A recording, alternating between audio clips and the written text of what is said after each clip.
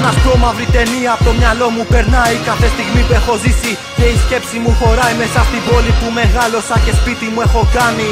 Θέλω να σας μιλήσω για τον Μπραχάμι. Σκοτεινά στενά και πλάτες με κόσμο γεμάτες.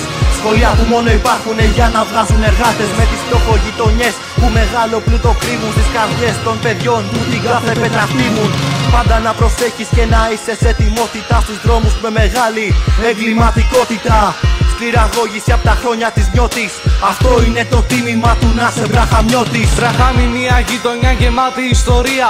Εδώ θα συναντήσεις την πραγματική μαγεία. Τα σκέιτ παίρνουνε φωτιά σε κάθε μας πλατεία. Και τα μοντάνα γράφουνε στους στίχους με μανία. Παίζουνε γκέτα, εμψείς μαχαίρια, όλα στην τρέλα. Τα GLX και CBR κάνουνε πασαρέλα. Το στρίβουμε, την πίνουμε και στην παρέα έλα. Όλοι εμείς νυφάλοι και εσύ μαλάκα γέλα. Για να πεις για τον Μπραχάμι πρέπει να έχεις σεβασμό. Γραφιτάδες και ητάδες όλοι μέσα στο ρυθμό. Αν είσαι ηλιοπολίτης μπροστά μου μη σε βρω. Γιατί θα σε κυνηγήσω όπως ο σκύλος στο λαγό.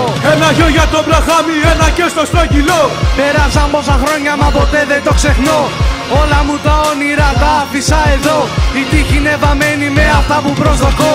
Η τύχη είναι βαμμένη, γεμάτη με συνθήματα. Είναι ο τρόπος μάθητων να εκφράζουν συναισθήματα. Όλοι έχουμε πέσει του συστήματος θύματα. Η φάση όμως θα ανέβει με τα δικά μας βήματα. Στρογγυλό, η τέλεια φάση. Παίζουν αλάνια τσαμπουκά, όλα οδηγούν σε δράση. Το σχολείο αυτό, το Μπραχάμι έχει ταράξει. Με ένα τσιγάρο και καφέ ο μαθητής στην τάξη. Τα πόδια στο θρανείο κι όλοι έχουν αράξει. Κανείς τους δεν μπορεί το σχολείο αυτό να αλλάξει. Όσα χρόνια κι αν περάσουν, κανείς δεν θα ξεχάσει. Γιατί το στρογγυλό είναι η τέλεια φάση.